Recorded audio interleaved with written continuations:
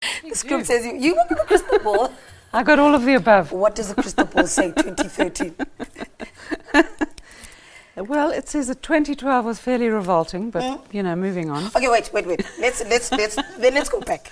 2013. What was 2013 like? What was 2012? 2012. What was 2012 like? Well, you know, everybody was talking about the end of the world and all of that. So I think the thing about that whole end of the world thing was that it's the end of an era, end of a cycle, and we're moving into a different cycle in which the principal essence is change of leadership. We're changing the principle of leadership so that we no longer have, well, we will have for a while, but we are slowly phasing out these mad dictators who tell us who to be and how to live and whatever, and what to do with our money. So slowly we're moving into a more independent space. And for example, these guys who fought for the toll gates, I mean, they were just such pioneers. You know, whether they win or lose is irrelevant, although it would be nice if they won. But but the fact that they're willing to take that kind of chance and invest that kind of money and raise that kind of money and say, no, we won't, this is the kind of energies that are, and the strikes, of course, you know, people are just saying, I won't, I will not do it. So that whole transference of leadership back to the people means that it really doesn't matter whether we have Jacob Zuma or, you know, Mpumalanga, what's his name? The other guy. Him. Yeah. The other guy. So anyway, So as the principle of leadership changes, so we need to find ways of forming new relationships. The real danger in terms of relationships is the fact that many of our relationships are conducted via social media, which means that we don't have time to think about what is going to be the effect of what I say now. You know, I see it with my daughter and these young kids.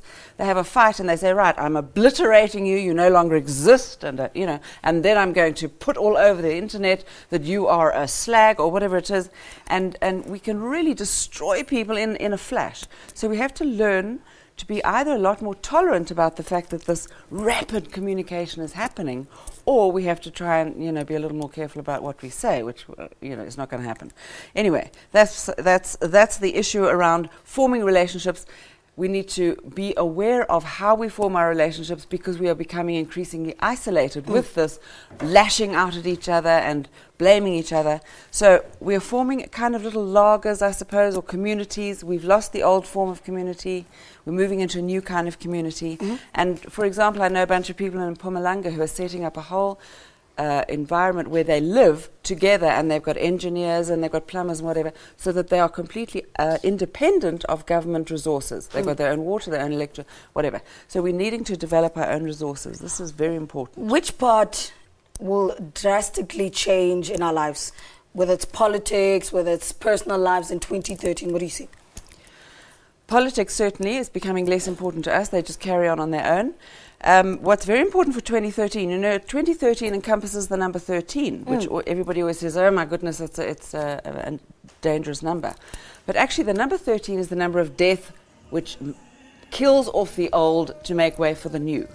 So we are going to have the courage to let go of things that no longer make us happy. So, you know, when we have relationships or marriages that we hate but we stay because of the kids or whatever, enough of that. Or we're in jobs that we don't particularly like, enough of that. So that if you don't take that stance and say, okay, I'm leaving, then these things will be ripped away from you. Secondly, our health is very important. We can no longer rely on hospitals and governments and whatever to keep us healthy. We have to learn about our own health, because if we're unhealthy, we can't do a thing. And health affects our moods, you know, if we're heavy and depressed or whatever. So, and then also creating our own finances. We're going to be very isolated this year from the rest of the world. It's almost like the rest of the world is now focusing on, I don't know, Somalia or Cambodia or somewhere else, and they're bored with us. So we are left on our own to develop our own system and the difficulty with South Africa is that we have huge resources, huge talent, huge connection to ancient wisdoms. What we don't have is self-belief. We think that we're worthless. So we're always waiting for the rest of the world to tell us who to be and how to project ourselves. So this year they're saying, we don't care.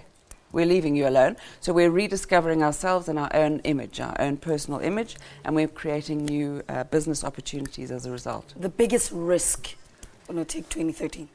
The biggest risk is that we refuse to take responsibility for our lives and sit waiting for Zuma to fix them. Linda Shaw, thank you so much for talking to us. Linda Shaw is, of course, an astrologist looking ahead at 2013. Let's take a nap.